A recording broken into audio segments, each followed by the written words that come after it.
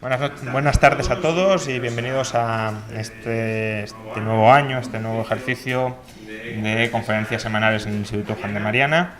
Hoy empezamos con un ponente que la verdad ha estado en nuestro ambiente intelectual desde hace muchos años. De hecho, nosotros, más que en nuestro ambiente intelectual, nosotros llegamos a su ambiente intelectual y es desde luego para nosotros un auténtico lujo, un auténtico placer recibirle aquí en el instituto para que nos dé una conferencia que además también pues enlaza con muchos asuntos o muchos temas que se suelen tratar en esta casa. Entonces, él es Óscar Vara, de la Universidad Autónoma de Madrid.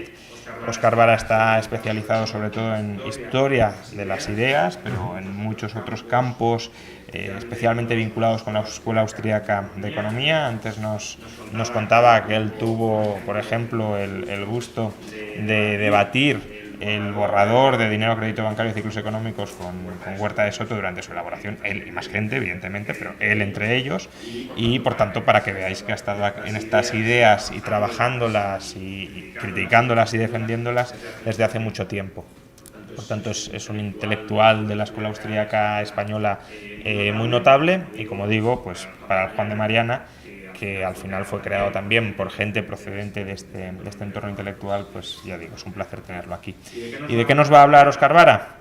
Pues de la construcción del mito de la planificación social, que como os he comentado también es algo bastante recurrente, es un objeto de estudio y sobre todo de crítica y de ariete contra ideas ajenas, muy querido por todos nosotros, y pues Óscar nos explicará pues cómo se fue construyendo ese mito.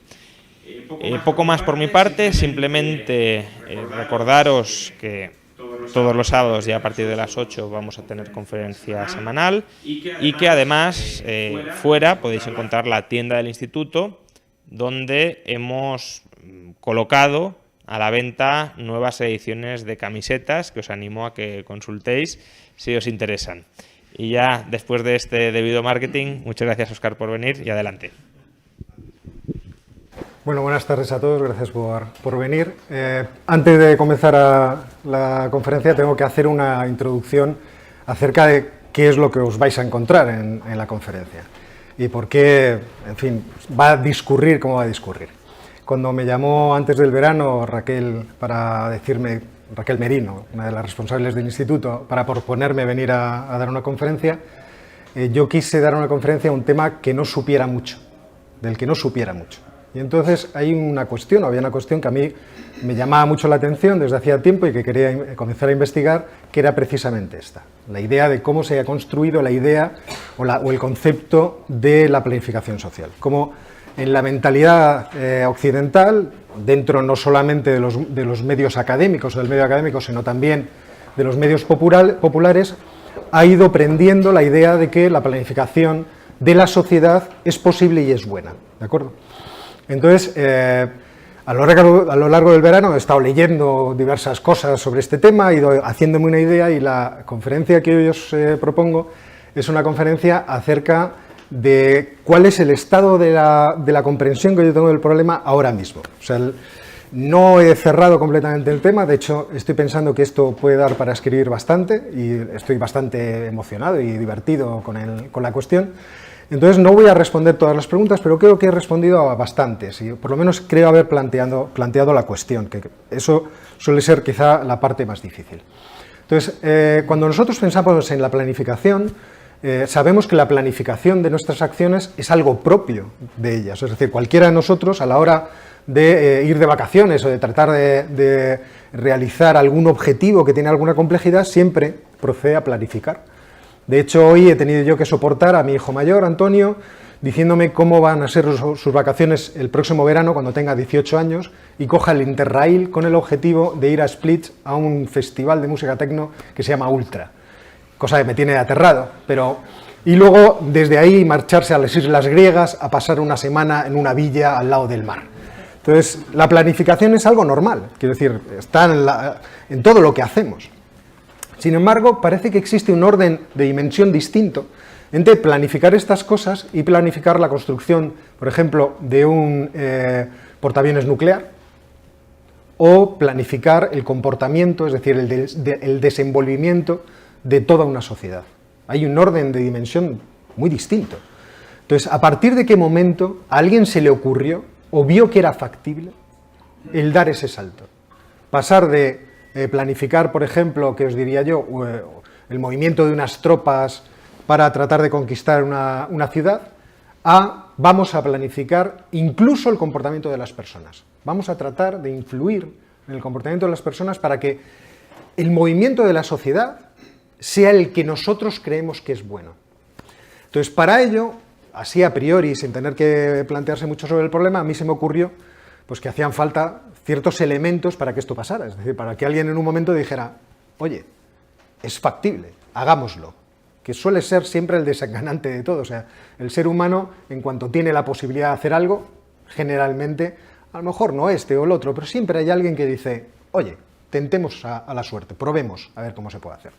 Entonces, en primer lugar, yo entiendo, y estos factores no están ordenados por importancia, quiero decir, son factores que pueden estar mezclados, unos pueden venir antes que otros, pero sería necesario que existieran instituciones de una magnitud suficiente como para producir ese efecto. Y esas instituciones, en realidad, cuando uno va leyendo cómo fueron pasando las cosas, no tienen por qué ser exclusivamente públicas, pueden ser privadas. Instituciones que tienen suficiente capacidad como para influir en un sentido o en otro, para que al final se pueda producir la planificación. Un segundo elemento, lógicamente, son conocimientos. Es decir, sabemos o tenemos alguna idea de cuál es la conexión causal entre el objetivo que queremos conseguir y lo que podemos hacer, lo que tenemos en nuestra mano. Por otra parte, como lo que se quiere es planificar, es decir, influir sobre la realidad, yo necesito conocer esa realidad y conocerla a través de datos. De hecho, la acumulación de estadísticas a lo largo del tiempo ha venido atada, unida a esta necesidad de influir sobre la realidad social. También una concepción del mundo que justifique que eso de la planificación es bueno. Porque imaginemos que tenemos las instituciones, tenemos el conocimiento, tenemos las estadísticas, pero llegamos a la conclusión de que es malo tratar de planificar. Entonces no lo haríamos. Diríamos, pues leches, ¿para qué? Si lo que voy a conseguir es un efecto pernicioso, por ejemplo, sobre las personas. Y en último lugar, tiene que haber un estado de cosas en la realidad social que queramos cambiar. Porque si no la hay, esto es igual que cuando estamos explicando la acción individual. En este caso, fijaos que he seguido la explicación de la acción humana de Mises. O sea, no he seguido una cosa muy distinta. Es decir, si no hay un estado de cosas que yo quiera cambiar, entonces no hay necesidad. Y generalmente este estado de cosas que se quiere cambiar está relacionado o bien con razones objetivas, es decir, que yo vaya a la realidad y vea que dentro de la sociedad hay cosas que funcionan rematadamente mal, es decir, hay pobreza, hay miseria, hay gente que queda excluida, por ejemplo, de la sociedad, y entonces yo desde un punto de vista, ¿cómo decirlo?, moral, me vea impelido a tratar de resolver el problema. O también ideológicas, es decir, que yo juzgue que esta situación me parece injusta. Por ejemplo, yo os veo a todos comer muy bien, tenéis un alto nivel de vida, pero sois unos consumistas asquerosos y deberíamos reconduciros en vuestra actividad para que fuerais mejores personas. Entonces, yo puedo pensar que es necesario algún tipo de transformación dentro de la sociedad para llevaros a un orden que es mejor. Dentro de esta idea se me ocurrió pues también lo normal. Vamos a ver en términos históricos cómo se ha ido atando, cómo se ha ido construyendo entonces todas las piezas que a mí me parecían que eran necesarias para que al final el concepto de planificación emergiera. Y me parece que toda la historia comienza con la revolución científica y con el creciente prestigio del pensamiento científico. Es decir, no digo que esto sea necesario, pero me parece que es una condición necesaria para que pasara, es decir, es difícil pensar en la planificación si tú no tienes algún tipo de conocimiento operativo sobre cómo funciona la realidad. Entonces, aunque es cierto que la ciencia, por lo menos en el sentido occidental, podemos datar su nacimiento a principios del siglo XVII, es durante el siglo XVIII cuando empieza a conformarse de forma institucionalizada. Es decir, empiezan a aparecer universidades, las academias de ciencias de todo tipo. El interés por conocer lleva a las naciones a mandar expediciones, por ejemplo las españolas, la de Malaspina, por todo el orbe para tratar de acumular todo tipo de conocimientos. Las universidades empiezan a florecer de forma muy extensa por toda la geografía del occidente. Y además el conocimiento empieza a bajar a las personas, en el sentido de que la gente empieza a darse cuenta de su utilidad para resolver problemas prácticos y, por lo tanto, también de su utilidad para ganar dinero. Esto explica mucho del desarrollo, por ejemplo, científico del Reino Unido, especialmente de Escocia. Sabéis que en el Reino Unido, Escocia e Inglaterra tenían sistemas educativos muy diversos, mientras que el sistema educativo inglés era muy elitista, el sistema educativo escocés era parroquial y estaba muy a la mano de casi todo el mundo. Y eso facilitó, por lo menos esta es mi hipótesis, la Ilustración escocesa, pero también el enorme auge de la inventiva escocesa, que lo inventaron todo. O sea, si os vais a hacer una pequeña exploración desde la máquina de vapor a cualquier otra cosa, la máquina de coser o lo que queráis, los escoceses han demostrado haber tenido una capacidad de ingenio realmente llamativa. Pero en la Europa continental, este progreso de la ciencia o esta instalación del pensamiento científico coincide también con una tendencia centralizadora de estados que son cada vez más poderosos, de los que solemos llamar los estados absolutistas. Y es aquí donde se produce una conexión entre el poder estatal y la ciencia, que es especialmente interesante para el tema que estoy tratando. Es decir, es aquí cuando empieza a surgir, dentro de la mente de los que gobiernan, la idea de que se empieza a tener capacidad de reforma a gran escala, ¿vale? Y se empiezan a fundar escuelas de ingenieros, es decir, escuelas que tratan de hacer aterrizar el conocimiento especulativo científico en el terreno, es decir, en la transformación incluso física de la realidad. Y ahí están las escuelas de ingenieros, por ejemplo, la española, fundada en 1830, Escuela de Caminos y Canales, bueno, y luego de puertos, y luego la de minería, es decir, actividades que obviamente le interesaban al Estado y que ve que es importante fomentar.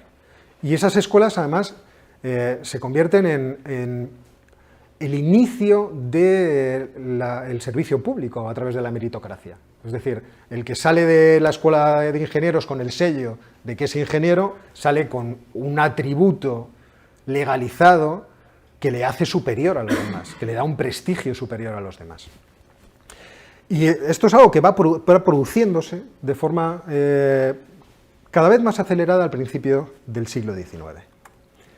Bien, pues sobre estas bases, sobre la base del prestigio creciente del conocimiento científico y sobre la base de las naciones cada vez más poderosas y sobre las bases de la revolución industrial que se está produciendo, porque el conocimiento es también conocimiento útil y puede generar máquinas que pueden ayudar a que nosotros satisfagamos nuestras necesidades de forma más sencilla, empiezan a suceder muchos acontecimientos diversos a lo largo de todo el siglo XIX que van produciendo en la mentalidad de la gente reformista la idea de que es necesario algún tipo de conocimiento científico que no sea este operativo natural acerca del mundo material, sino que también sea referido a los seres humanos.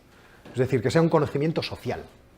Necesitamos algún tipo de ciencia social para explicar cómo funciona la sociedad, por lo menos en ciertos aspectos, muy claramente en el económico, pero que al mismo tiempo nos permita poder intervenir sobre esa realidad.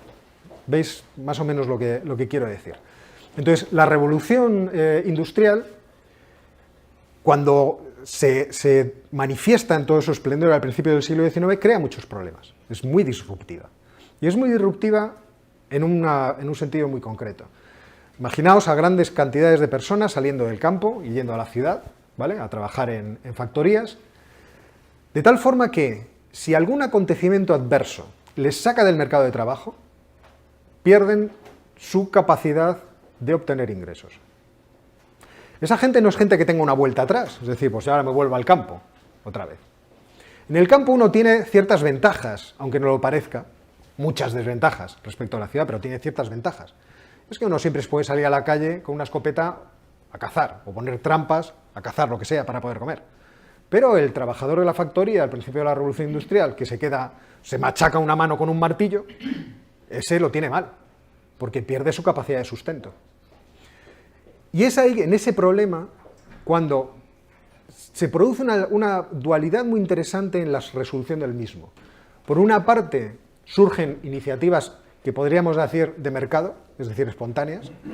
La gente se asocia, los trabajadores se asocian a través de sindicatos. Ahí tengo apuntadas las sociedades amistosas británicas porque realmente es un caso realmente extraordinario. 700.000 personas llegaron a estar afiliadas a las sociedades amistosas, pagando una cuota, es decir, estableciendo un seguro para que en caso de que ocurriera el acontecimiento adverso, es decir, alguien tuviera un accidente, una enfermedad o se volviera viejo, pudiera tener algún tipo de manutención. Pero también está la respuesta lógica de los reformistas, es decir, oiga, aquí habrá que hacer algo desde el poder estatal. Y es aquí donde generalmente solemos datar el inicio del estado del bienestar. Las primeras reformas de las leyes de pobres en Inglaterra, las primeras reformas que tratan de hacer seguros de accidente de trabajo en Alemania, por ejemplo. Y en esto que llamaron la cuestión social, estaban de acuerdo todos, desde Robert von Moll, que era más conservador, hasta Bader, que era bastante liberal, hasta Marx, que obviamente era socialista. Es decir, todos pensaban que había una cuestión social, que había que tratar de solucionar. Entonces los reformistas empujaban o buscaban qué tipo de ciencia necesitamos para resolver este problema. Lo que es curioso y notable es que durante el siglo XIX realmente la ciencia social que se supone que estaba destinada a resolver el problema, que es la economía, no da la respuesta que se necesita desde este punto de vista. ¿De acuerdo? Es decir, hay condiciones materiales para hacer planificación, pero no hay conocimiento para hacerlo. Adam Smith es evidentemente, aunque tiene casos de propuesta de qué hacemos con los impuestos y tal, no es su obra una obra que esté orientada o pensada para la intervención en la sociedad. La de David Ricardo tampoco, incluso aunque sea una teoría que es más cuantitativa, que tiene una intención de tratar empíricamente con la realidad, tampoco lo es. La de Marx tampoco lo es. Es decir, Marx no propone una metodología científica para conocer la realidad y transformarla. Él piensa que esta es muy mala, se transformará o violentamente podemos empujar a transformarla, pero no nos da una idea de cómo tiene que ser lo que viene después. Es decir, no hay una idea de, bueno, y ahora cómo nos la apañamos para tratar de intervenir en la realidad y planificarla. Eso no está en sus intenciones. Ni siquiera está en las intenciones de William Stanley Gibbons, que es el padre de la economía neoclásica, siendo él como era un científico estricto, es decir, el bueno de Gibbons, cuando es jovencito, está muy interesado por la meteorología y decide irse con una beca a Australia a recoger datos.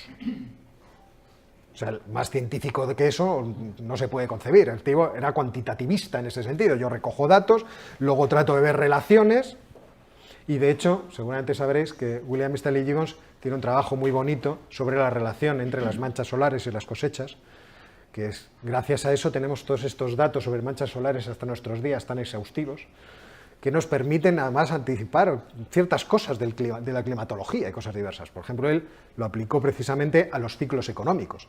Él pensaba, claro, esto influye en la cosecha del trigo influye en los ingresos de la gente, y luego esto acabará influyendo en la empresa. Si yo me fijo en el ciclo, puedo incluso anticiparme a él. Pues ni siquiera en sus inicios su teoría es una teoría que sea apropiada para hacer. Lo será más tarde, pero en ese momento no lo era. Y es por eso que tenemos que seguir avanzando en la historia, buscando hasta que encontramos dónde van a ir surgiendo esas posibilidades. Esta transparencia, perdonadme, me he anticipado, tiene que ir después. Y donde va surgiendo es en los países anglosajones. Primero en Inglaterra y después pasará de forma a gran escala en los Estados Unidos de América.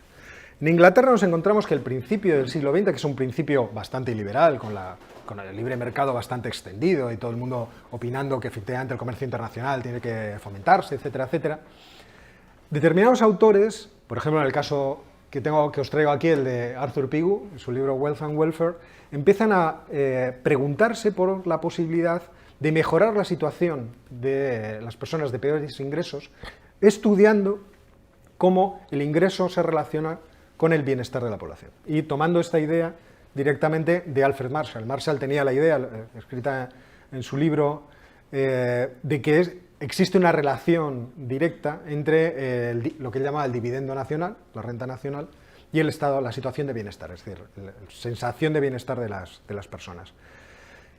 Lo que hace aquí Pigou es iniciar el camino de la profesionalización del economista como consejero, ¿de acuerdo? Como persona que es un especialista que puede investigar la realidad social como especialista y que puede proponer cambios como especialista, ¿de acuerdo? Pero es verdad que en Inglaterra esto tiene un recorrido que no es tan potente desde el punto de vista organizativo como el que va a tener en los Estados Unidos, pero que es bastante potente. Y de hecho, a lo largo de esos primeros años, en los primeros gobiernos liberales o liberal cristiano, como podría decir algún autor, como defiende algún autor, existe el principio de la instalación de un estado del bienestar en Inglaterra, a través de medidas principalmente tendentes a lo que era en aquel momento la idea del estado del bienestar, que el estado del bienestar debía asegurarte contra adversidades que te pueden ocurrir en la vida. ¿De acuerdo? Es obvio que estas adversidades se podían haber asegurado de otra forma, a través de, por ejemplo, un seguro privado, pero bueno, estos gobiernos establecieron seguros públicos, incluso impuestos sobre la renta, para poder realizarlo. Un acontecimiento que fue básico en toda esta historia fue la Primera Guerra Mundial. ¿Por qué? Porque viniendo de un momento de bastante libre mercado, de liberalismo, el fracaso que supone la Primera Guerra Mundial, en varios órdenes distintos, y su éxito también, ahora explicaré esto, va a dar ¿cómo decirlo? El fondo teórico, el sustrato teórico necesario para que la gente empiece a preguntarse cómo podemos planificar, cómo montamos esto. Me explico. Es decir, hay una parte de la Primera Guerra Mundial que está provocada por el intento deliberado de ciertas potencias, en concreto de Gran Bretaña, de iniciar lo que podríamos llamar hoy en día guerra económica. Es decir, se da cuenta perfectamente Inglaterra de que, o el Reino Unido, de que el comercio internacional da posibilidades de poder económico a ciertas naciones y comienza a preguntarse, por ejemplo, tengo ahí apuntado a Julian Colbert, que es uno de estos primeros geopolíticos que aparecen en la historia, empiezan a preguntarse qué efecto puede tener sobre las posibilidades materiales de un país el que se le cierre el comercio. Y es por eso que empiezan a darle una importancia sobresaliente a las armadas. Tenemos que tener una armada muy potente para controlar el comercio internacional, porque el comercio internacional puede ser una herramienta básica para arruinar a otro país, incluso para hacer la guerra sin necesidad de empezar una guerra. Pues bien, la Primera Guerra Mundial a muchos países les demostró que el libre comercio era una debilidad y que el proteccionismo e incluso la autarquía podían ser soluciones mejores que el libre comercio. Pero por otra parte, la Primera Guerra Mundial, que es un fracaso, también es un éxito. ¿En qué sentido? En el sentido logístico. Es decir, hay un libro, ¿cómo se llama el autor? Ahora no me acordaré, Lambert, tiene un libro que se llama Planificando el Armagedón. Efectivamente, la Primera Guerra Mundial es la demostración de que podemos planificar a grandísima escala la destrucción, de forma muy compleja, teniendo que movilizar grandísimas cantidades de recursos y de personas, y hacerlo de forma eficiente. Pues bien, una vez que termina la Primera Guerra Mundial, en cierto modo, las condiciones que se plantean son nuevas. Entonces hay mucha gente diciendo, no queremos volver atrás, los errores del liberalismo nos han llevado aquí, la planificación es muy potente, ya hemos aprendido mucho.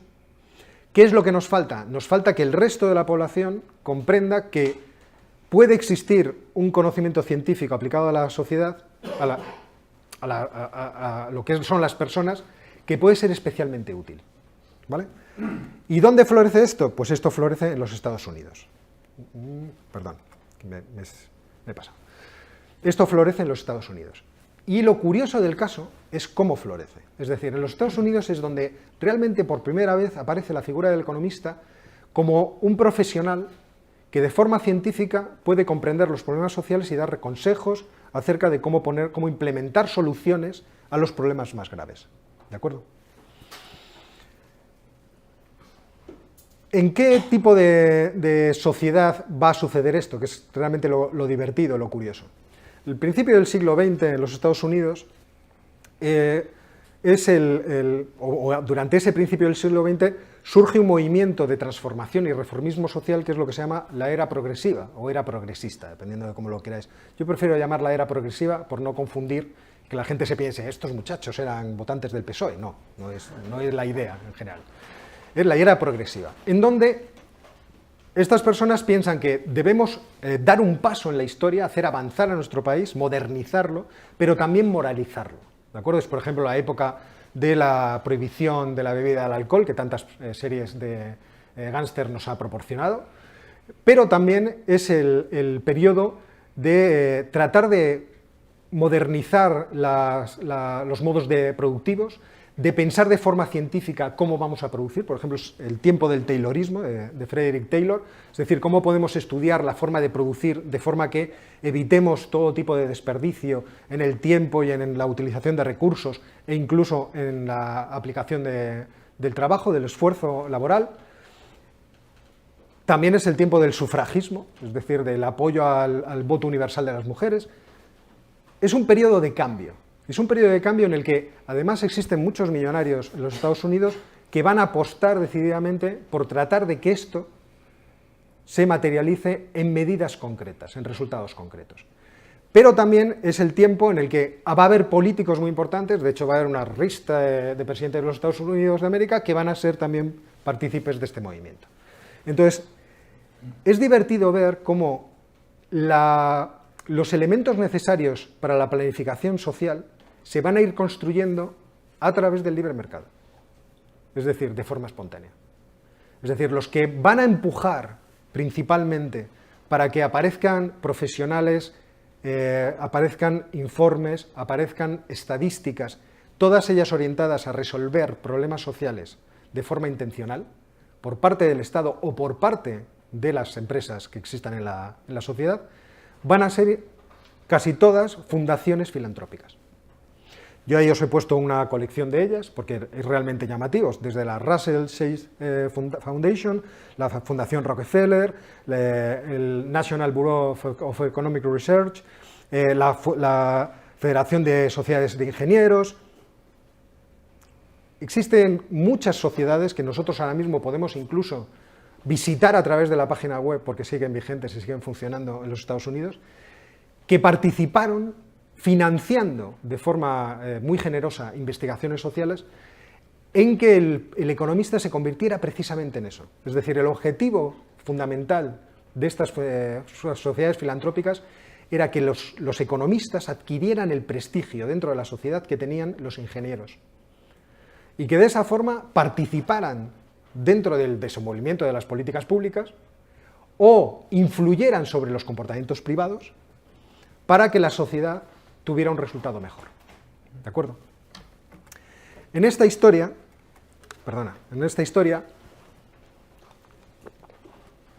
como os decía, tenemos políticos, es decir, desde 1901, prácticamente de forma ininterrumpida hasta 1945, tenemos accediendo a la presidencia de los Estados Unidos personas que han estado relacionadas con la era progresiva. Los primeros, es claro, Theodore Roosevelt, Taft y Wilson son miembros de este movimiento declarados, es decir, son personas que son proclives a todas las transformaciones y al movimiento reformista que estos hombres, que la era progresiva representaba, pero también lo es gente, por ejemplo, como Herbert Hoover. Coolidge, que es el que está entre medias, no lo es tanto, pero mientras él es presidente, Hoover es el secretario de Comercio, que luego va a acceder a la presidencia de los Estados Unidos. Además, Hoover tiene una vida fascinante, él era ingeniero de minas, buscando su vida, viaja por todo el mundo, desde la Indonesia hasta África, hasta Australia, hasta China.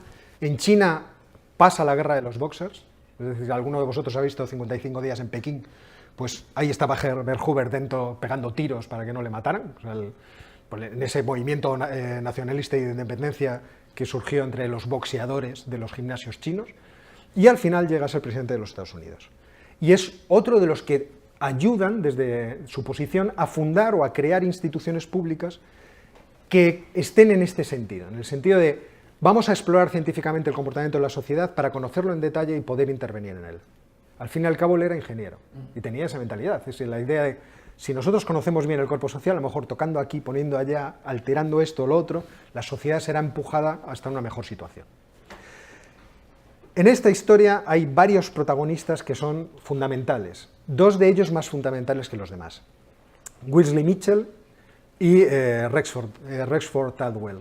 Son los dos grandes protagonistas o los dos grandes líderes de este movimiento de conversión de los economistas en economistas profesionales, en sabios profesionales autorizados, vamos a decirlo así. Ahí tenéis otros dos nombres, el de Irving Fisher, porque Irving Fisher, uno de los economistas neoclásicos más importantes de la historia, era también un miembro declarado de la era progresiva, y el nombre de Mary Van Cleek, que a mí es una economista que siempre me ha caído muy simpática, porque era de las primeras economistas científicas que ha habido en la historia, aunque no me cae tan simpática por su deriva más socialista a la hora de orientar sus investigaciones, pero investigadora muy seria, especializada principalmente en el mercado de trabajo. Ella desarrolló casi toda su labor financiada por la Russell Sage Foundation, principalmente estudiando el comportamiento del mercado de trabajo y especialmente el del mercado de trabajo femenino. Además, fue de los pocos economistas que alzaron la voz antes de la crisis del 29, diciendo: todo este optimismo que tenéis no se compadece con los datos. Existen datos fundamentales de todas estas estadísticas que hemos conformado que anuncian que esto puede revertirse y caer en... Nadie le hizo caso, ¿quién iba a hacer caso? También nosotros ignoramos todas las señales cuando estábamos en la burbuja inmobiliaria, porque se vive tan feliz en una burbuja, es una cosa tan emocionante. Pero el más importante de ellos, como os digo, es Wesley Mitchell y Rexford Atwell. Wesley Mitchell, porque es el fundador del NBER, del National Bureau of Economic Research, y porque es uno de los iniciadores, de los pioneros de la investigación del ciclo económico en términos cuantitativos, de la investigación empírica del ciclo económico. Mitchell consiguió financiación para investigar el ciclo económico en el año 22, y en el año 24 publica un famosísimo informe sobre el ciclo económico que fue publicado por McGraw-Hill y que fue un éxito editorial. Esto parece muy raro que pudiera pasar en los años 20, pero es una prueba de cómo los economistas se fueron abriendo paso durante ese decenio para convertirse en figuras relevantes a las que había que consultar qué podía pasar. Entonces, ese artículo, del cual se hicieron varias ediciones y se vendieron numerosísimos ejemplares, produjo ríos de tinta dentro de la sociedad americana. Y fue el primer momento en el que se empezó a hablar de la posibilidad de realizar políticas contracíclicas. Es decir, ¿cómo podemos manejar el ciclo para que no haya estos vaivenes? Sin embargo, el punto de partida que tenían estos autores era propio de la sociedad americana de libre mercado. Ellos no querían que el gobierno entrara dentro del cuerpo social a hacer cosas, pero querían influir en el comportamiento de las demás personas para que las hicieran bien. Es decir, su objetivo era que los gerentes de las empresas tuvieran un punto de referencia que ellos obviamente no podían tener. Es decir, el empresario que está metido en sus negocios, no tiene una visión amplia de qué es lo que está pasando. Entonces, la pretensión que tenía Mitchell era darles esa visión amplia, ese horizonte sobre el cual juzgar si las acciones individuales que ellos estaban realizando eran correctas o no, y orientarlas para que fueran correctas. Los Estados Unidos de América sufrieron un crecimiento económico disparatado entre 1924 y 1929, cosa que ya sabemos. Y casi toda la gente era favorable a pensar que era la era progresiva y todas sus intenciones reformistas las que estaban llevando a los Estados Unidos a este nuevo paraíso. Pero Mitchell, que era buen científico, hay un momento que empieza a pensar, bueno, realmente no tenemos ni puñetera idea de por qué está pasando todo esto. O sea, ¿cuáles son las causas de que este auge económico tan grande se esté produciendo? No las tenemos, porque de hecho nunca se había producido un auge económico como este. Herbert Hoover iba soltando por ahí proclamas diciendo, esto es maravilloso. Nunca en la historia de la humanidad se ha conocido un momento de auge económico como el que vivimos. Estaban orgullosísimos de sí mismos. Pero Mitchell, igual que Mary Van Cleek, piensa, aquí hay algo raro, y decide hacer una investigación sobre cuáles son las causas de este cambio económico. E inicia la investigación en 1927 con la intención de acabarlo en el 29 para dar sus consejos posteriormente. Pero no llega a tiempo. De hecho, su investigación no se publica hasta después de la crisis del 29. Y una vez que llega la crisis del 29, la gente empieza a dudar. ¿Es que hemos hecho poco? ¿Es que hemos hecho mucho? ¿Qué es lo que tendríamos que hacer? Pero en cierto modo la profesión de economista ya estaba instalada. O sea, ya tenemos consejeros áulicos a los cuales consultar qué es lo que tenemos que hacer. Y aunque Hoover se mantiene diletante y no sabe dar con la solución. O sea, hay momentos en que Hoover dice, bueno, esto es solamente una crisis de confianza. En cuanto pase el momento de pesimismo, volveremos otra vez. Que a mí me recordaba a cosas que escuchaba del presidente Zapatero en su momento. Esto no es una crisis, es la confianza. O sea, en cuanto la gente se dé cuenta que tenemos el mejor sistema financiero del mundo, el más sólido, y todas estas cosas, pues esto se reordena y volvemos a tirar para adelante. Pero como aquello no funcionaba, perdió la presidencia en manos del segundo Roosevelt, de Franklin Delano Roosevelt. Y este sí tomó la decisión de intervenir. Dice, tenemos el conocimiento. De hecho, por aquí debo tener... no sé si por aquí lo tengo, ¿no? A ver, dejadme que vea si tengo ahí instituciones públicas. Por ejemplo, ahí tenéis el Buró Central de Planificación Estadísticas, que se fundó en el 19. Había iniciado la recolección y lo incrementó y lo aceleró bajo el mandato en la Secretaría de Comercio de Herbert Hoover, la recolección de estadísticas y la perfección del conocimiento estadístico de la realidad económica americana. Entonces, como tenemos las estadísticas, tenemos la capacidad. Tenemos que intervenir en la economía de alguna forma. Y para ello fundó un Brain Trust, es decir, un Sanedrín de sabios, conformado por 3 sabios, entre los cuales estaba Rexford Tadwell. El señor Tadwell había viajado a la Rusia soviética en 1927 y había quedado impactado por cómo se estaba organizando la economía allí. Y entonces publica un artículo sobre las posibilidades de la planificación económica. Y lógicamente, en cuanto se le da paso a ser consejero del presidente, intenta ponerlo en práctica.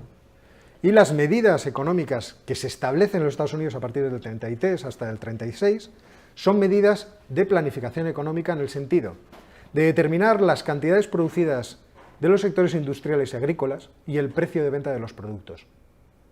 De hecho, uno de los 3 miembros del Brain Trust era el general Johnson, al cual se le ocurrió la magnífica idea de establecer una iniciativa, que era la iniciativa Blue Eagle, por la cual las empresas que de forma voluntaria aceptaban ser planificadas, es decir, aceptaban el consejo científico de la administración americana, fundada en la sabiduría de los economistas, llevarían un sello, el de un águila azul, para que se supiera que eran solidarios con el país. Y hay un momento que el propio general dice, todos sabemos que si no llevas la enseña del Blue Eagle, no estás de nuestro lado. Para estar de nuestro lado, tienes que aceptar jugar en equipo. Esa planificación desde el poder, por así decirlo, es algo que en otros países sucedió de formas distintas. Por ejemplo, en Europa la planificación aparece de una forma diferente, aparece impulsada por el socialismo, pero también por el positivismo filosófico. Es decir, ahí tenemos, por ejemplo, los austromarxistas, que no sé, aquí siendo la casa de la economía austríaca en España, supongo que algún día tendríamos que hacer, o tendríais que hacer un seminario sobre esto. Es decir, el austromarxismo. ¿Cuántos? Eso es una escuela, Claro, muchas veces pensamos en Austria, en cómo era el follón intelectual que había allí. Yo no sé si alguna vez habéis estado en Viena y pasáis por la Universidad de Viena y tienen unos rosetones las caras de los mayores sabios y de los catedráticos más importantes que dieron clase allí. Y la colección Quitalipo. Claro, entre ellos está Menger, por supuesto. Pero la colección es realmente impactante. Es decir, ¿qué pasó en esta ciudad para que se produjera tal explosión de sabiduría y de discusión? Entonces es lógico pensar que la discusión no iba solo en un lado, en una dirección. O sea, también habría discusión en la otra. Entonces ahí tenemos, por ejemplo, a Hilferding, que es uno de los que ve claramente la idea de Marx de que convertir al capitalismo en socialismo es la cosa más fácil del mundo. Hilferding escribe un libro sobre el capital financiero, que os recomiendo, es un libro interesante de leer, en donde va explicando cómo las afirmaciones que hace Marx en el tercer tomo del Capital, cuando habla acerca del crédito y de cómo se configura el crédito, se pueden echar hacia adelante ahondando en cómo el capital financiero va acumulando capacidad productiva en sus manos, de tal forma que sustituir a un propietario de esas empresas, quitarle, por un gestor público, es la cosa más sencilla del mundo. Y así tendríamos un capitalismo que estaría organizado. No hace falta transformar esta sociedad de forma revolucionaria, eso es una tontería. Lo único que hace falta es reconocer que el capitalismo nos ha hecho el juego a medida que se concentra el poder en pocas manos y que ese poder es solamente un poder financiero que coloca en la gestión de las empresas a gestores, nos ha facilitado la sustitución. Y en ese momento tendremos las mismas empresas operando de la misma forma, pero dirigidas por el sector público. Por ejemplo, os pongo para que veáis un ejemplo. Pero es verdad que la idea de planificación se extiende por toda Europa. Pero muy importante en esta idea de planificación es el Círculo de Viena. Ahí os he puesto una pequeña cita de Otto Neurath, no el fundador fue Max Schlicht, pero ahí tenéis, la acción planificada común es posible solo si los participantes hacen predicciones comunes y las predicciones en grupo rinden resultados más fiables. Por lo tanto, concluye el Otto Neurath, la acción común nos presiona hacia una ciencia unificada. ¿Vale? Es una cita que he sacado de un libro. ¿Qué quiere decir esto? Nosotros, si nos planteamos un punto de vista puramente positivista acerca del conocimiento, para que la sociedad funcione de forma adecuada, tenemos que hacer que el comportamiento de las personas se rija de acuerdo a un mismo tipo de conocimiento, para que lo que ellos predicen que va a pasar sea lo mismo. Hay un caso hoy en día de un tipo de sociedad organizada de esta forma que es operativa, habría que ver hasta qué grado, que es Bután.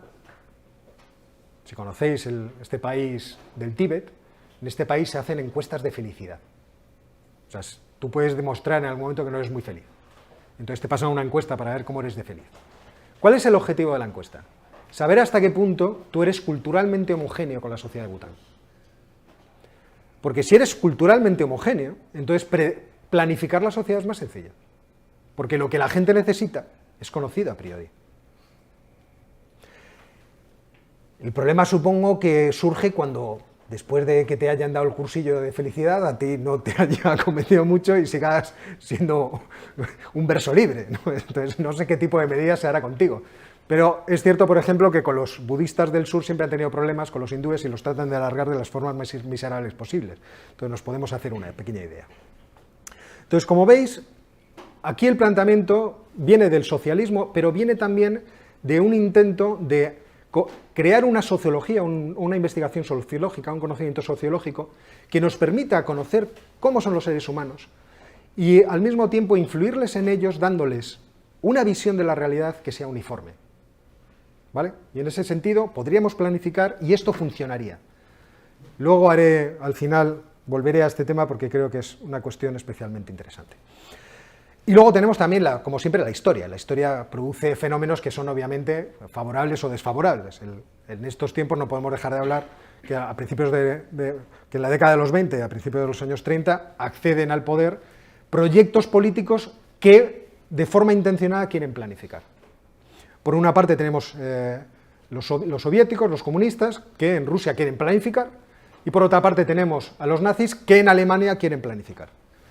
Su objetivo no deja de ser parecido. Ellos tienen una visión de cómo debe ser la sociedad y creen que los objetivos del sistema productivo tienen que orientarse a ese objetivo. Obviamente esos objetivos son muy diversos, no voy a entrar yo ahora a ponerlos o a equipararlos, ponerlos en el mismo nivel. Pero tienen esta pretensión inicial. Yo tengo una visión de cómo debe ser la sociedad. La sociedad totalmente debe estar dentro de esa perspectiva que yo tengo, por lo tanto deberíamos poder planificar. Pero es curioso que en ambos casos, cuando se llega al poder y tratan de poner en práctica esas medidas, como no tienen ciencia de cómo deben hacerlo, como no tenían el conocimiento científico para hacerlo, lo primero que hacen es decir que continúe lo que había. En los dos casos. Lenin llega de la nueva economía política, que continúe lo que había. Entre tanto, vamos a irnoslo pensando. En el 21, él crea un Sanedrín de sabios conformado por 34 sabios. E id pensando cómo vamos a planificar la economía mundial. Digo, la economía de Rusia. ¿Vale?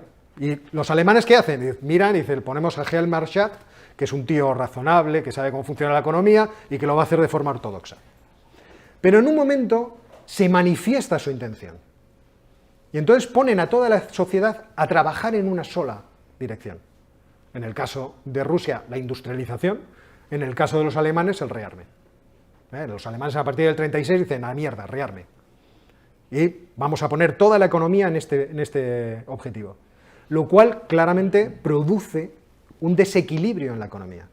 Es decir, el sector agrícola queda arrumbado. Fijaos que la producción agrícola rusa en 1913 venía a ser parecida a la producción agrícola en los años 50. O sea, existen pocos avances. Y de hecho, se van encontrando problemas que no eran previstos. Por ejemplo, los comunistas se van encontrando que sobreproducen, cuando las crisis de sobreproducción eran solamente capitalistas. Entonces van encontrándolas una detrás de otra, hasta tal punto que empiezan a abandonar las estadísticas. Se empiezan a degradar porque no les son útiles. Que tenemos que buscar de otra forma de tratar de entender el problema. Y en Alemania, cuando ya se ponen de forma intencionada solamente a producir armas, producen armas tan eficientemente que al final de la guerra en el 45 producían más armas, de mayor calidad y con menos recursos que al principio. Y, entre medias, bombardeos de los aliados para destrozarlo todo. O sea, quiero decir, cuando te pones en una sola dirección, claro que lo consigues. Lo que pasa es que estás en una sola dirección.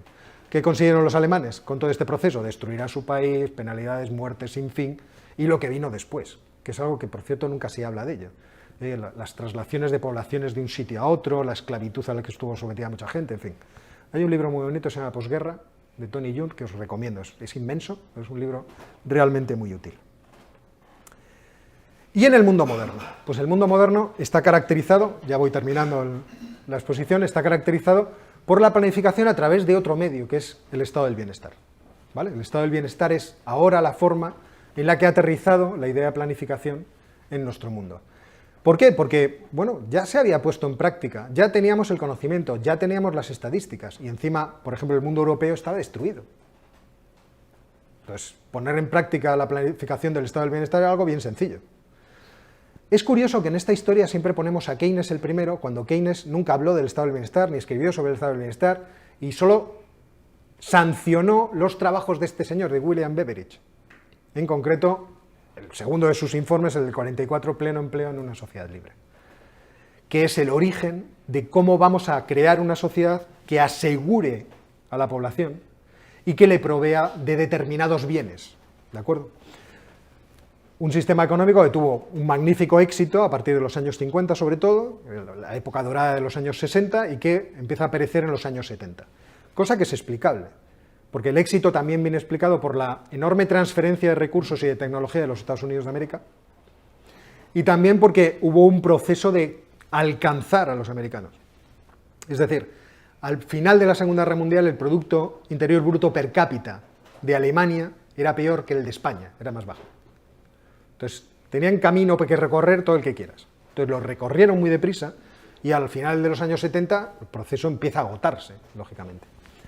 En los momentos modernos, la idea de estado del bienestar está muy relacionada con una idea de planificación total, porque la investigación generalmente parte de tomar los presupuestos de este economista danés, de Gösta Spin Andersen, como el punto de partida para juzgar cuando un país tiene mucho estado del bienestar o cuando tiene poco. Entonces, Spin Andersen se basa en dos conceptos principales para juzgar la calidad o la cualidad, vamos a decir, del estado del bienestar.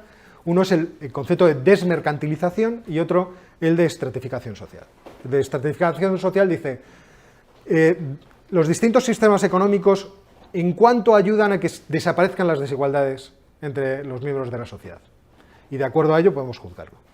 Pero lo interesante es el primero, porque desmercantilizar implica que la provisión de bienes y servicios se hace por el sector público y no por el sector privado. Entonces, un país tendrá un estado del bienestar más extenso cuanto más desmercantilice. ¿De acuerdo? Entonces, los estados del bienestar del norte de Europa desmercantilizan un montón, luego su estado del bienestar es mejor. Los países liberales anglosajones desmercantilizan menos, luego su estado del bienestar es deficiente y habrá que hacerlo incrementarse.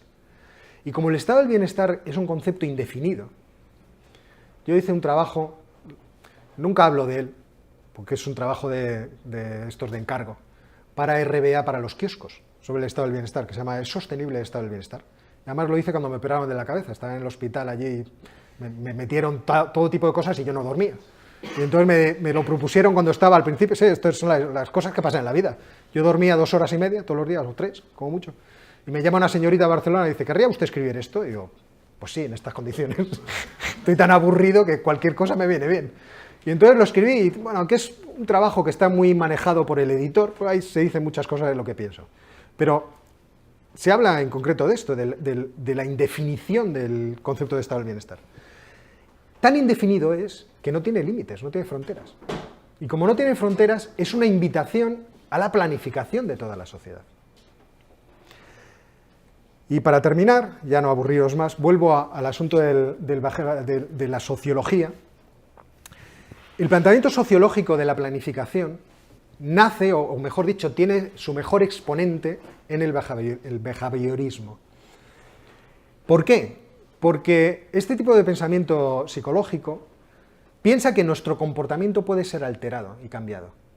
Entonces, durante mucho tiempo, estos autores, en su vertiente sociológica, han tratado de encontrar las fórmulas para hacer que el tipo de comportamiento que tenemos nosotros, lo que hacemos en la realidad, cambie y se sitúe, se oriente en una determinada dirección. Y esto no es algo que esté muerto. Entonces, me he buscado la cita porque lo recordaba de Quentin Skinner, de Beyond Freedom and Dignity, es un libro que ya tiene cierta edad, pero que era una cita que la recordaba que era muy interesante y que creo que os puede servir para ver lo que yo creo que es hoy en día la plasmación de una parte de la planificación que ya es social, no es puramente económica, y que creo que es muy importante, que es la modulación, el cambio, ¿cómo decirlo? La modelación, el modelar nuestros comportamientos a través de nuestros sentimientos, que es algo que vemos mucho. Eso que durante mucho tiempo se ha llamado la concienciación. Hay que concienciar a la gente, es decir, sienta sentimentalmente que tiene que hacer esto en vez de hacer lo otro. Y dice el bueno de Skinner, dice: si las economías planeadas, las dictaduras benevolentes y las sociedades perfeccionistas y otras aventuras utópicas han fallado, debemos recordar que las culturas no planeadas, no dictadas e imperfectas también fallaron. Un fallo no es siempre un error. Debe ser... Simplemente puede ser lo mejor que podíamos hacer dadas las circunstancias. El error real es dejar de intentarlo. Quizás actualmente no poseemos el diseño de una cultura exitosa en conjunto, pero podemos diseñar mejores prácticas paso a paso. Es decir, de alguna forma podemos influir a las personas para crear una cultura exitosa, que sea buena, que funcione bien, que sea armónica para siempre. Bueno, pues creo yo que esto es un buen cierre para la conferencia de hoy. Y aquí lo dejamos, si os parece, si queréis.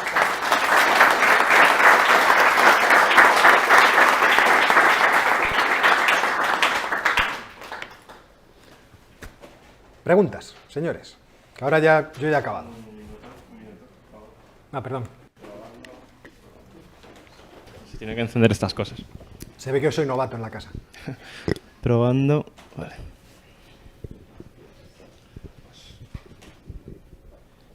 Sí, hola.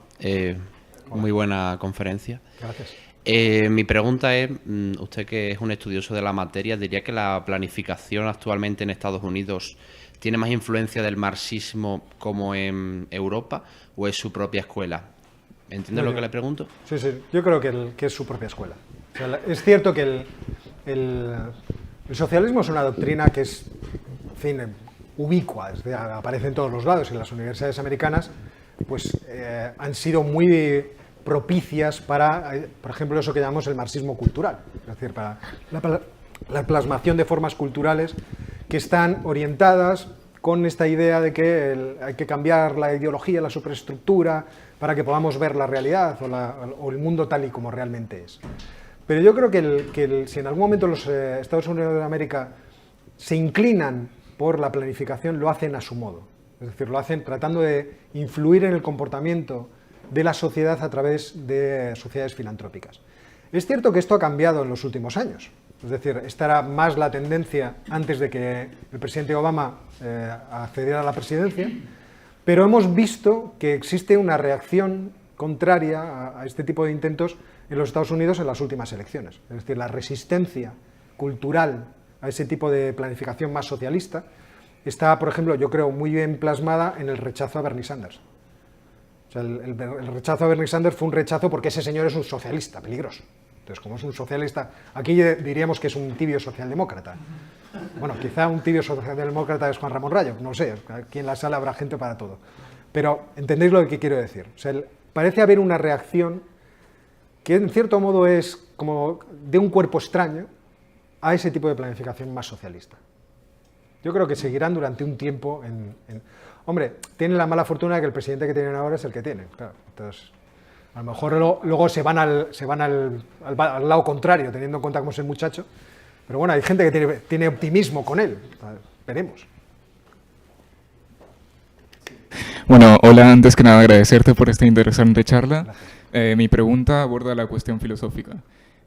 ¿Podríamos decir que la planificación social es una producción espontánea del devenir praxeológico? Esto es, que el axioma político de la planificación social, con todos los elementos de su constelación que has mencionado, conocimiento teórico, datos estadísticos, un estado de cosas determinado, no acaba siendo parte de la producción inconsciente humana necesaria que sigue garantizando una convivencia óptima. Vamos a ver, si entiendo bien tu pregunta, hay dos partes diferenciadas. Una parte es si este tipo de planteamiento teórico surge de forma espontánea, incluso su organización, y por otra parte si es benéfico o no es benéfico. ¿De acuerdo? Yo en esta parte he intentado, como veis, no haber entrado en el trato de dar una exposición, aunque me haya deslizado por donde me haya deslizado, que fuera más descriptiva de lo que yo creo que ha ido pasando. Entonces, a mí sí me parece que en la historia del pensamiento, la forma en la que el pensamiento va cambiando y va generándose, por así decirlo, apoyado en lo que hay antes, sí tiene una evolución o un carácter espontáneo. Y además tiene un carácter de exploración de aquello que no ha sido explorado. O sea que en algún momento alguien se preguntará si se puede planificar a la sociedad, no ya digo a la economía, sino de forma total, incluso el comportamiento sentimental de la sociedad, era una pregunta que alguien se haría, más tarde o más temprano. Y en ese sentido es espontáneo, ¿vale? Sin embargo, el propio hecho de la planificación no se puede decir que lo sea, porque para planificar es necesario intervenir coactivamente en la realidad. O sea, tú tienes que intervenir coactivamente en la vida de las personas, por ejemplo, si quieres hacer planificación económica. Esto último que yo decía del behaviorismo de Skinner, por ejemplo, es una forma, ¿cómo decirlo?, ocultada o disimulada de influir sobre la sociedad. Porque lo que se está planteando en este caso el behaviorismo es: yo puedo transformar vuestros sentimientos, y si puedo transformar vuestros sentimientos, puedo transformar las acciones y la sociedad. Y aquí pongo un ejemplo que es muy claro.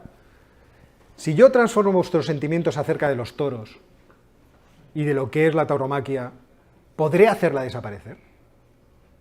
Y existen estrategias que se ponen en marcha para hacer eso, ¿vale? Del mismo modo se podrían establecer estrategias para cosas muy diversas. Por ejemplo, vamos a acabar con el cosmopolitismo de una sociedad y vamos a convertirla en una sociedad estrictamente nacionalista. Eso también se puede trabajar. Y desde ese punto de vista no creo que se pueda decir ni que es un proceso espontáneo ni que es beneficioso. Hola. Muchísimas gracias por esa presentación muy divertida. Hay uno de los elementos que has puesto que son necesarios para la planificación social, según tu opinión, y anticipo que puede ser porque el concepto de planificación social que estamos barajando ambos sea distinto, con el que yo no estoy de acuerdo que sea necesario. Me refiero al conocimiento. ¿Por qué no creo que sea necesario? Primero, porque históricamente estoy seguro que ha habido fenómenos de planificación social previos al siglo XIX, y estoy seguro que en China, en Persia, en Egipto, habrá ejemplos de planificación social, por tanto, sin este conocimiento. En segundo lugar, porque ese conocimiento realmente no se ha desarrollado, no existe un conocimiento o científico, como lo quieras llamar, que permita la planificación social. Y en tercero, porque mi sensación es que los estados modernos, para justificar actuaciones ante el público, necesitan una pseudociencia que de alguna forma permita el debate. De la misma forma que un ingeniero se apoya en ciencia y en tecnología para desarrollar sus planes, sus proyectos, los estados han buscado una cosa similar para justificar sus intenciones dentro del ámbito de la ingeniería social, si quieres. Pero esa ingeniería social no viene, y por lo menos en mi experiencia en telecomunicaciones la tengo clarísima, no viene nunca de que ellos persigan un bienestar o un proyecto mejor o algo así, no, vienen de una serie de intereses particulares, toda la teoría de la regulación de Stigler ya estaría conmigo en eso, vienen que luego necesitan justificar ex post y para lo cual necesitan esta ciencia. Por lo tanto, digamos, la discusión o lo que yo me planteo es: ¿realmente es necesario tener un conocimiento científico para que exista a la planificación social? Vamos a ver. Yo creo que sí. En esto, cuando estaba diciendo que el planteamiento que hacía era muy parecido a cuando Mises nos dice ¿y por qué hay acción humana? Yo veo un estado de cosas que no me satisface, veo una relación causal. En esto de ver la relación causal creo que es donde está en la posición del conocimiento para hacerlo.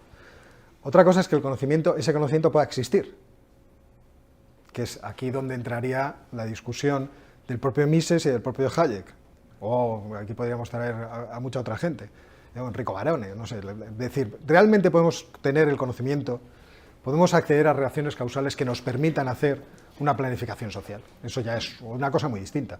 Pero yo creo que sí, en todo individuo que tiene la capacidad, que tiene el poder, de poder afectar a la sociedad de una determinada manera, debe existir, creo yo, aunque sea una sugestión, o sea, que se sugestiona y piensa esta debe ser la forma, algún tipo de conocimiento que él cree que es causal entre el resultado que él quiere obtener y lo que va a hacer. Porque si no, cuéntame, a eso me refiero. Entonces, planificar todos los aspectos de la sociedad, planificarlos.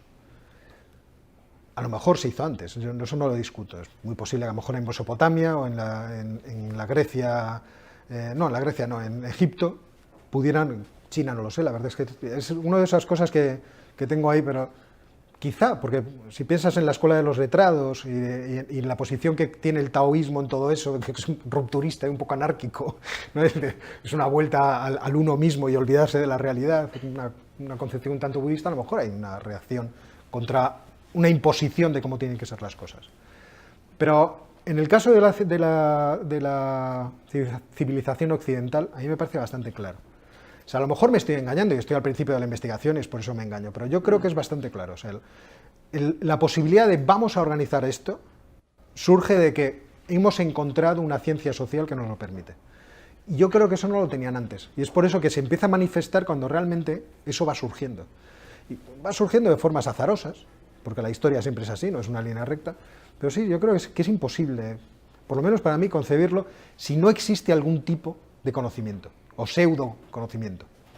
Entonces, en el caso de la ciencia occidental está muy claro. O sea, nosotros lo tenemos. ¿Por qué? Pues somos positivistas.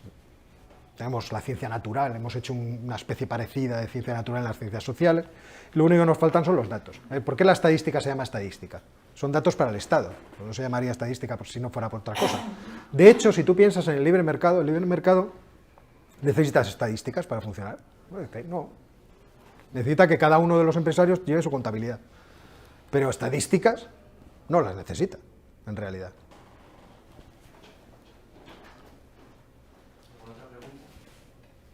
¿Ya os ha aburrido suficientemente?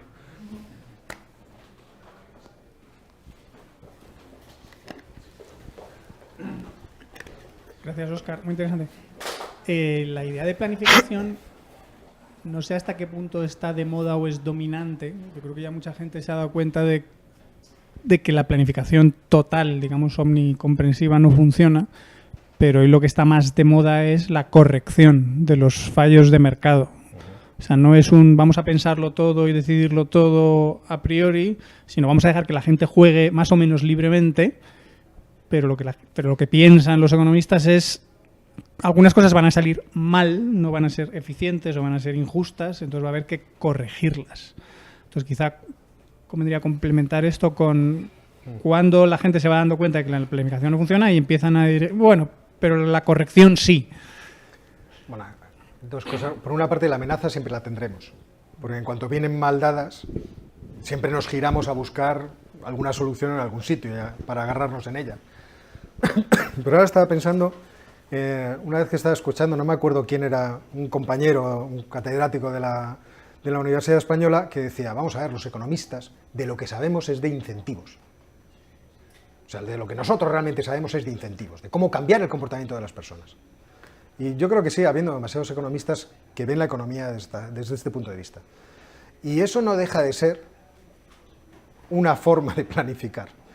Además, fíjate, los fracasos de la planificación, tanto nazi como comunista, han pasado desapercibidos.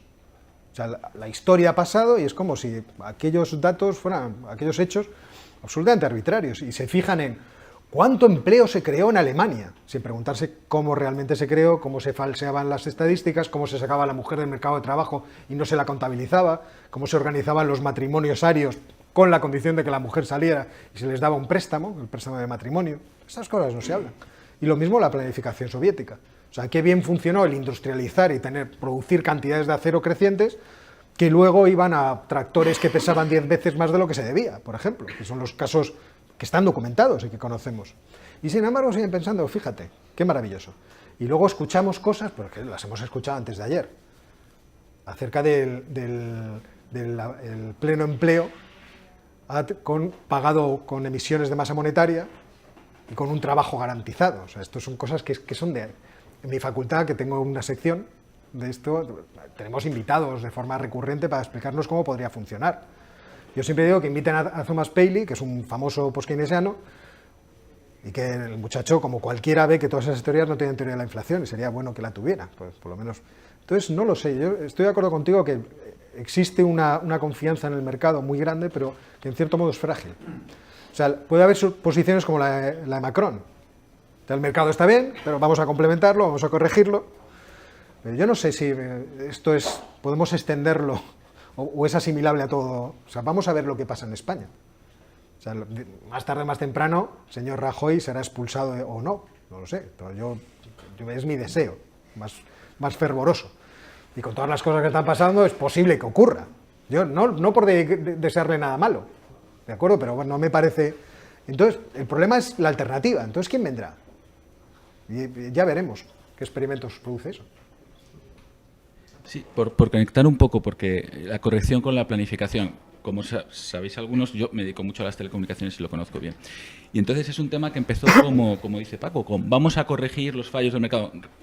Es antes de que se produzcan, porque sabemos que se van a producir. Ahí habría un poco que matizar respecto al expos. Y ahora lo que tenemos, por ejemplo, es una Agenda 2020 en que la Unión Europea fija los objetivos de penetración, banda ancha para todos los países, etcétera, etcétera.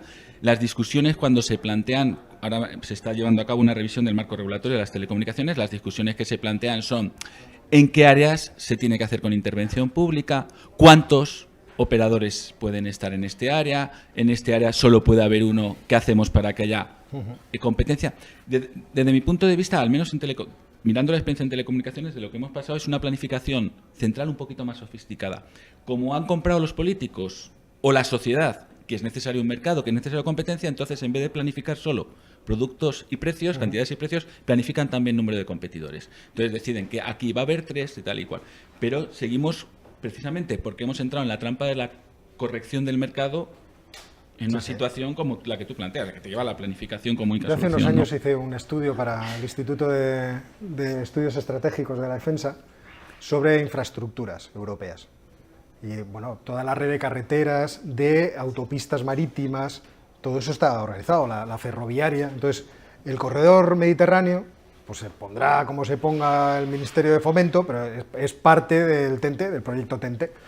Entonces, la universidad que nosotros tenemos ahora mismo en España es parte del Espacio Único Europeo, que sale de la Agencia de Lisboa del año 2001, ¿no? Creo que era. O sea, está claro que existe sobre nosotros. Por eso, en fin, hubiera sido bueno, hubiera sido bueno. Hubiera cambiado mucho las cosas que están ocurriendo hoy, por ejemplo, entre Madrid y Cataluña, si hubiera sido aprobada la Constitución Europea. Porque entonces el marco hubiera subido arriba y tendríamos una planificación allí todavía más potente. ¿Ves? Y entonces no tendríamos estos problemas que tenemos ahora. Porque lo de las regiones y tal se concebiría de una forma muy distinta. Ya sé que es una atrocidad decir esto aquí, pero claro que sí, y eso funciona y está extremadamente operativo. ¿Más preguntas? Sí, enhorabuena por la conferencia, ha sido muy instructiva. Voy a sacar un tema que quizá aquí es un poco más polémico, pero ha empezado con la revolución industrial, al hablar de planificación social, y desde mi punto de vista existen situaciones previas. Las religiones, por ejemplo, si hablamos del adulterio, del sábado, por ejemplo, del descanso, en el sábado o en el domingo, en según qué religión, o incluso de la ingesta de carne, o yo, por ejemplo, si nos centramos en economía, de la penalización de la usura en el cristianismo. ¿Eso se puede considerar una planificación social más baja previa? Es decir, al final, penalizar la usura es... Es verdad que, vamos a ver, hay una parte en la que te voy a dar la razón, en el sentido de que toda cultura que es muy homogénea es más predecible. ¿De acuerdo? Y está claro que cuando tú tienes un paradigma cultural al que someterse, que puede ser religioso, y todos somos iguales, entonces la sociedad se vuelve muy predecible. Piensa en las sociedades europeas del siglo XVI, tenían un problema de mezcla religiosa que era un problema civil. Al final era un problema civil, que se decide solucionar de la forma más... Bueno, antes, porque los ingleses echan a los judíos muchísimo antes que nosotros. O sea, hay un problema de decir, quiero una sociedad que sea uniforme. Por ejemplo, el estado del bienestar en Suecia se está viendo con problemas por la pérdida de esa uniformidad. Es decir, la confianza que tú tienes en el vecino, en cierto modo, está basada en que tú prevés el comportamiento del vecino, sabes qué es lo que va a hacer y lo que no. Y eso, cuando todos jugamos con las mismas reglas culturales de juego, pero el mundo está cambiando, estas cosas cambian. Entonces, desde ese punto de vista te podría decir, sí, pues eso es verdad que como hace de la sociedad algo previsible, pues la sociedad, por así decirlo, funciona mejor. Pero entiendo que no es ese tipo de imposición, por así decirlo, existe menos. O sea, generalmente la gente voluntariamente ve que ese estado de cosas le parece bien o es el que ha nacido, entonces se adapta a él y conforma parte de la cultura de forma natural. Hablaba un poco más del concepto que has dicho. Perdona. Sí. No. Que hablaba un poco más del concepto que has puesto de Skinner, ¿no? De no tomar una decisión porque te sientes mal por realizarla, no tanto porque esté prohibido. Sí, por eso te digo que te iba a dar la razón en esa parte, porque creo que es correcta. O sea, es correcto que cuando yo me adapto a una determinada cultura, vuelvo previsibles mis hechos sociales. Y por lo tanto la cosa, oye, funciona fenomenal. El problema es, yo me acuerdo cuando la primera vez que fui a la Universidad de Nueva York y conocí por primera vez a Israel Kinder, delante de mí nos pusieron en una fila a darle la mano y delante de mí iba una chica hindú. Entonces la chica hindú intentó darle la mano e Israel Kinder empezó a retroceder. Y ella avanzó y ella retrocedía. Y hubo un momento que se giró para mirarme diciendo, oye, pasa algo que yo no sepa. Y es que el muchacho era de una secta judaica muy ortodoxa y no podía tocar a otra mujer que no fuera la suya. Entonces, ese tipo de comportamiento, que es un ejemplo de disrupción muy pequeña, es significativo en este sentido. O sea, ella no sabía por qué estaba haciendo algo mal, porque no era parte de esa cultura. Entonces, claro que las culturas te uniformizan. O sea, lo divertido de este mundo moderno en el que vivimos es que hay muy poca uniformidad y que ninguno de nosotros quiere además ser uniformado, en el fondo. O sea, te uniformizan de formas indirectas o a la fuerza. O a veces voluntariamente, cuando tú entiendes que, oye, es más cómodo ser parte del uniforme que ser una cosa libre.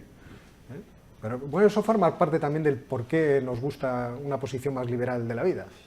No me gusta que me toquen las narices, déjeme que yo viva mi vida como me parece, dentro de un orden. Dentro de un orden.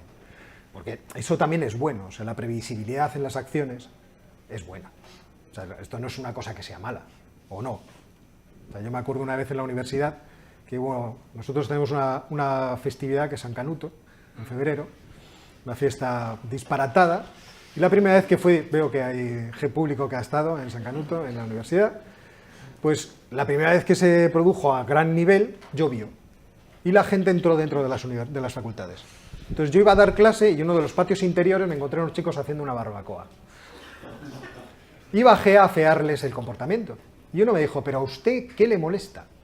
Y dije, vamos a ver, imagínate que yo mañana entro en tu casa, mientras tú estás viendo el partido de fútbol de tu equipo favorito, te quito el mando a distancia y me pongo a ver, no sé, una serie de estas románticas inglesas del siglo XIX. ¿Tú qué pensarías? No, me pondría violento. Digo, pues a mí me están entrando ganas de ponerme violento ahora mismo. Pues tú estás haciendo eso en mi casa, que está en mi casa, májate. Haciendo una fogata aquí. Eso que fui moderado. Porque las normas sociales permiten que la violencia entre nosotros no sea la pauta de socialización. Y eso es bueno. Y para eso vale la cultura. La cultura tiene unas grandes virtudes. Entonces es cierto que hay algunas culturas que tú naces en ellas y aceptándolas tú ya estás cómodo. En ese sentido te doy completamente la razón. ¿Una pregunta más? Oye, me da oportunidad de contar otra batallita esta. Bueno, si quieres preguntar alguna cosa y luego... o sea, lo que has dicho sobre la cultura es verdad, pero que el comportamiento óptimo, digamos, podemos imaginar una cultura, una mejora de la cultura, y que igual está mal, pero someterla a predicción o a test, o sea, pues someterla a un test, igual es lo que la invalida. Es decir, si yo tengo una cultura y la acepto como tácita porque en principio es Pareto mejor, Pareto superior, pero que igual hay gente que dice, no, es que esto debería cambiar. Entonces, el problema es que muchas cosas que las tomas individualmente, individualmente no funcionan. Necesitan cierto grupo, cierta masa crítica para poder mejorar. O para una norma, por ejemplo, si no se acepta en un determinado grupo, pues como la que has dicho, pues no tendría sentido. Entonces, o sea, yo sí creo que entiendo el punto de, yo me he imaginado que esto podría resultar mejor. Otra cosa es que no lo sea. Pero, y luego con lo que has dicho de los behavioristas y todo esto, tú mismo has dicho que el estudio, vamos, te he oído alguna vez, que el estudio de los behavioral economics y tal, sobre todo el estudio de neurología, puede llevar pues, a un entendimiento mejor de la mente. Pero es verdad que en ciencia, y yo no mitifico la ciencia, no la tomo como una religión, pero sí que someterlo a un test, a una prueba de predicción, y si predice o no, o sea, no es que confirme toda la teoría, pero si no lo haces, y claro, cuando tú haces una predicción sobre el comportamiento de una persona, entiendo que en psicología es así, pues necesitas casi planificarle la vida a esa persona para poder hacer ese test, ¿no? Pero no entiendo muy bien tu pregunta. ¿A dónde quieres ir a parar?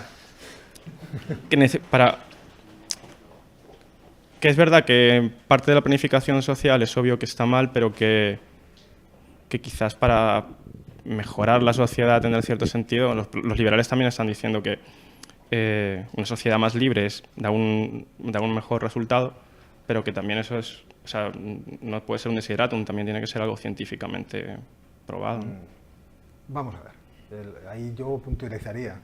O sea, si tú dices que existe un tipo de sociedad mejor y crees que existe un modo de influir en la gente, a través, claro, este es el asunto, o sea, si nos ponemos en plan Quentin Skinner y decimos, vamos a ver, ¿cómo podemos llevar a esta gente a la sociedad mejor? ¿Qué garantía tenemos de que vayamos a llegar? Claro, si lo que me estás diciendo es, debería haber algún tipo de prueba, de test, para ver si realmente la sociedad perfecta de Skinner es la buena, pues oye, es cuestión de experimentar. No sé yo si quiero que experimenten conmigo en este sentido, ¿eh? Por otro lado, el hecho de que nosotros compartamos un mundo de convenciones común permite el funcionamiento social. ¿Cómo surge ese mundo de convenciones común? Eso es otra cosa. Puede venir impuesto, pero ojo, suele funcionar mal cuando está impuesto. O puede surgir espontáneamente del tráfico social. Nosotros, por ejemplo, nos beneficiamos mucho del paso del tiempo y de la acumulación de conocimiento que ha ido quedando, de tal forma que el pozo, por así decirlo, de convenciones sociales y de leyes, pues nos permite vivir en una sociedad próspera, pacífica, en la que podemos predecir en gran medida el comportamiento de los demás. O sea, quiere decir, si yo tiro un papel en el suelo, alguien me puede regañar, pero yo no preveo que alguien me dispare. ¿De acuerdo? Entonces, oye, pues uno sabe a qué tenerse, es una cosa estupenda. El tipo de innovaciones sociales que se pueden producir en esa cultura pueden ser muy disruptivas. Por ejemplo, imaginemos que yo mañana acepto que todo el mundo lleve un arma para defender su propiedad, ¿vale? Que supongo que es un tema que alguna vez habrá salido en estas aulas. ¿Cuánto tiempo tiene que pasar para que nos acostumbremos y hagamos emerger unas convenciones sociales de tal forma que un día que yo tenga un problema de tráfico no le dispare a otro?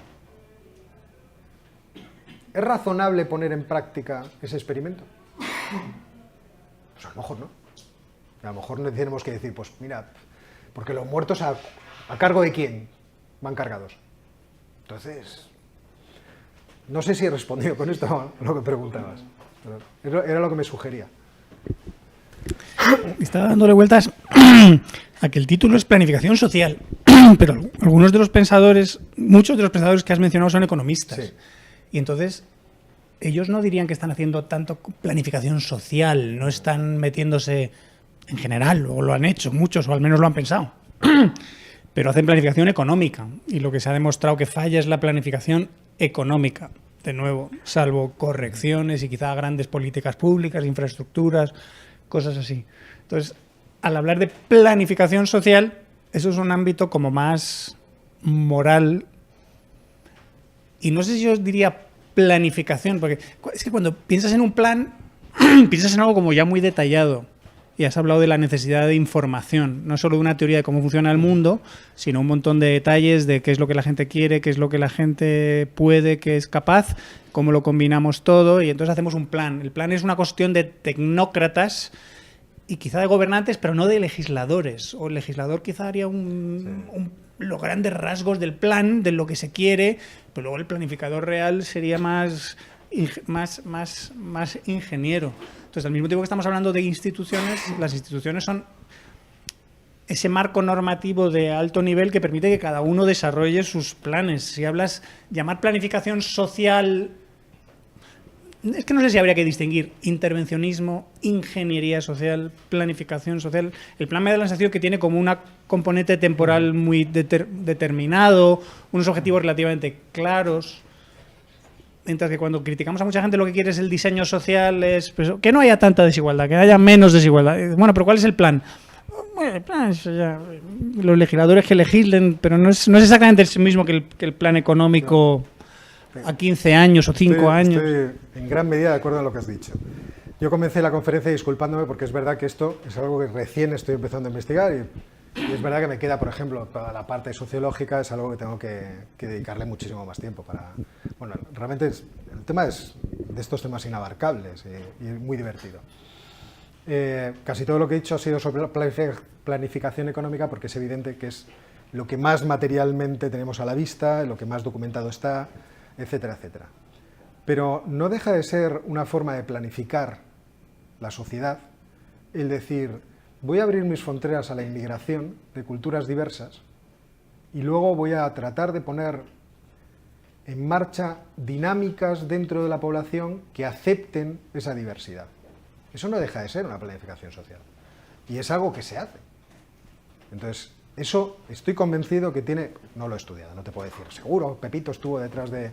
pero seguro que tiene un apoyo intelectual en algún punto. O sea, ese tipo de transformaciones de la sociedad que nosotros estamos viviendo y que son momentos en el que el poder político dice abro el chorro para que esto cambie, es algo evidente que porque lo vemos, o sea, no es una cosa que nos sea ajena. Uno podría decir, pero es que, claro, no queda otro remedio, teniendo en cuenta cómo es la demografía occidental y teniendo en cuenta la demografía de lo que hay alrededor, a ver cómo se va a sustraer de lo que es algo imperativo. Si vemos nosotros, bueno, yo dentro de 15 años estaré en edad de jubilación y conmigo casi el 40% de la población española. O sea, mis pensiones van a ser un asco. Y luego si toda esta gente que son estudiantes inteligentes y tal se van al extranjero a ganar dinero, pues va a ser todavía peor. Bueno, pues ese problema viene añadido a que el África subsahariana y todo el norte de África tiene tendencias demográficas explosivas. Pues obviamente la inmigración se va a producir en algún momento y se va a producir más. Y su intensidad va a ser muchísimo mayor. Entonces el cambio cultural en Europa va a ser tremendo. Y esto no hace falta ser muy listo para preverlo. Es que lo va a ser. A mí me decía un amigo mío muy católico, me decía, a mí en cierto modo me hace ilusión que haya tantos musulmanes en Europa. Porque el problema de Dios vuelve a la política de repente. Nosotros nos habían sacado de juego y ahora de repente Dios va a estar ahí en mitad de todo el problema y vamos a ver cómo se apañan estos ilustrados con él. Dice, pues nosotros ya lo solucionamos en su momento. Bueno, pues en ese sentido yo creo que no quería hablar de planificación solamente económica, aunque al final lo he hecho, porque creo que el problema es más amplio. Pues sobre todo, o sea, es que merece la pena investigar eso, porque el tema de la planificación económica, como austríacos y economistas, lo tenemos muy estudiado y nos sabemos imposibilidad del socialismo, tarará. Y entonces luego, si como eso se recurre al piecemeal, a la ingeniería de poquito a poco, por aquí por acá. Entonces, primero sería interesante hacer un análisis más serio de la planificación, que simplemente decir la planificación nunca funciona, decir, bueno, ¿en qué ámbitos funciona peor? ¿En qué ámbitos funciona Es que no puedes decir que no tenga efectos. menos? Claro. O sea, ¿en qué ámbitos es más desastrosa? Y luego, la que no sea económica, sino eso, si es la social, si dices, ¿cómo planificamos? Pongamos que tenemos políticos ilustrados, un poco despóticos, que ven que los españoles somos muy racistas o muy chapuceros o nos damos al escaqueo. ¿Cómo replanificamos la sociedad española para que sea más nórdica, más Dinamarca, estas cosas que se llevan ahora? Entonces, ¿apoyamos eso? ¿Lo criticamos? ¿Cómo? Bueno, yo es que como el otro día estaba escuchando a un consejero de Cataluña decir, es que la cultura que ustedes tienen, yo decía, no sé cuál será, debemos ser una cosa realmente aberrante. Pues sí, a lo mejor en algún momento hay que darnos algún tipo de disciplina para que nos europeicemos ya definitivamente.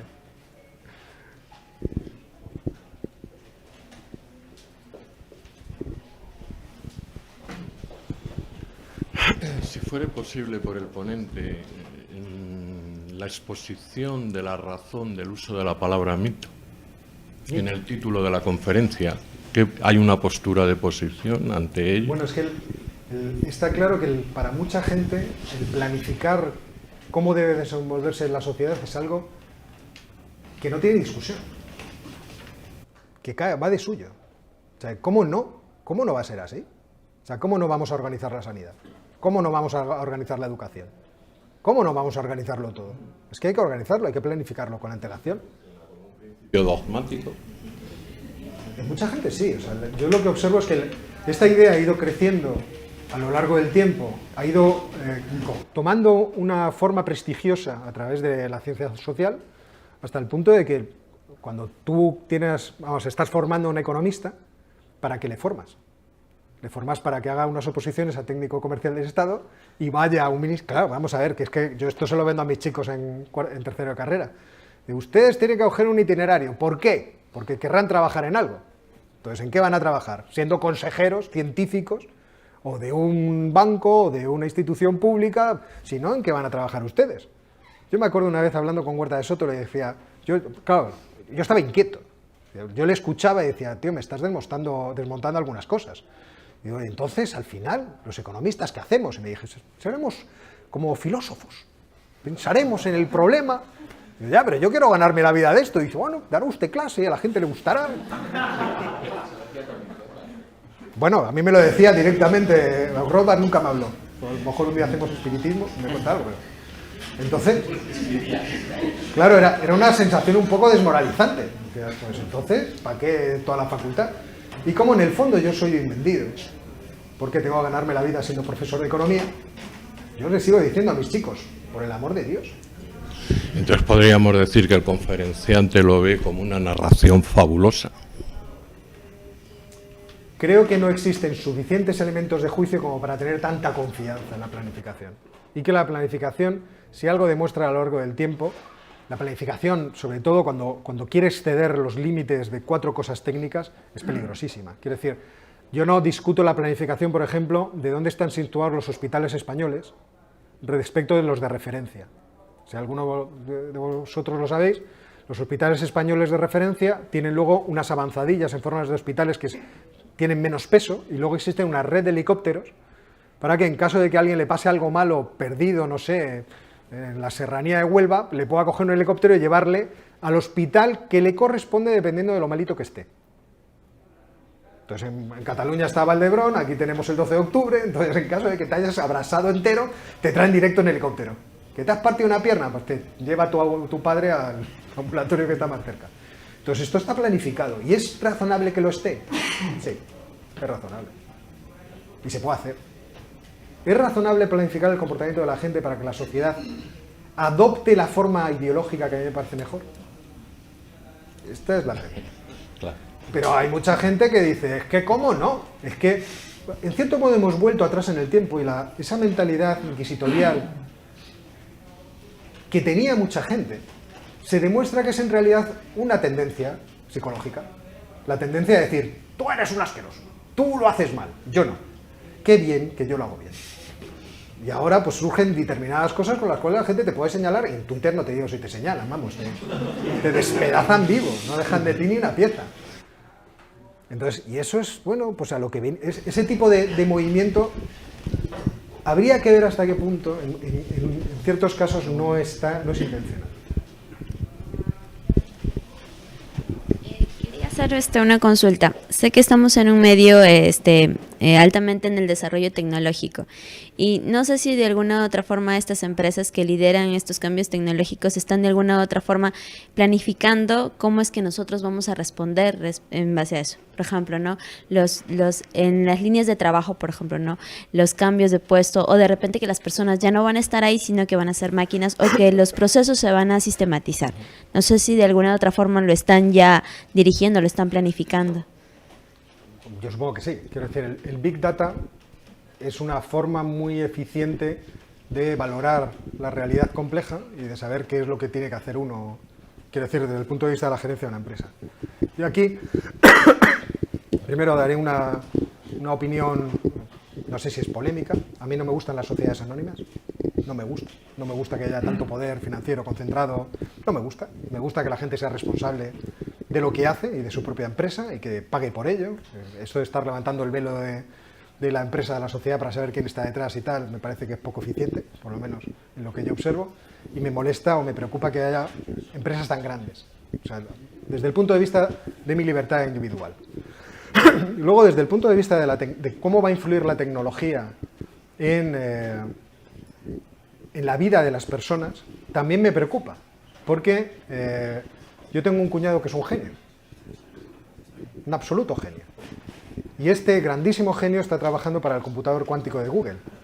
Entonces a mí eso me preocupa, porque seguramente el proyecto saldrá bien, y entonces tendremos un sistema computacional no algorítmico muy potente que pueda manejar Big Data de formas muy eficientes.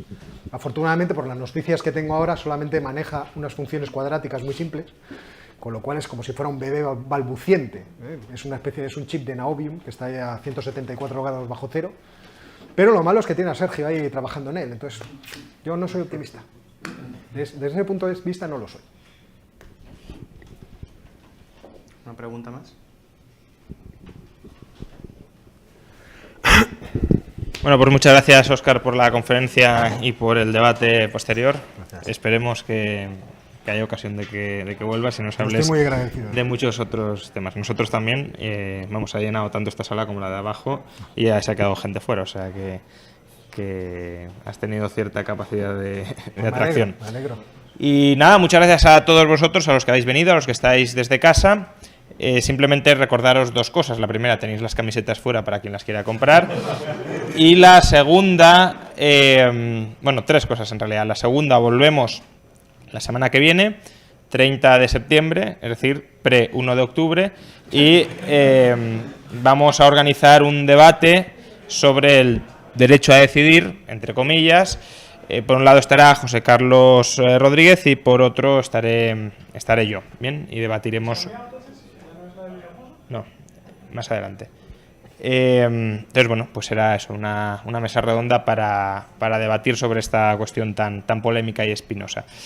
Y tercera cosa, para celebrar que pues hoy empezamos con las actividades, vamos a tomarnos todos, o casi todos, porque la verdad que se han desbordado las expectativas, un chupito de pisco, dicen que peruano, no sé si chileno, pero en todo caso de pisco. Efectivamente este es peruano, pero vamos, me comentan que hay cierta polémica sobre el origen.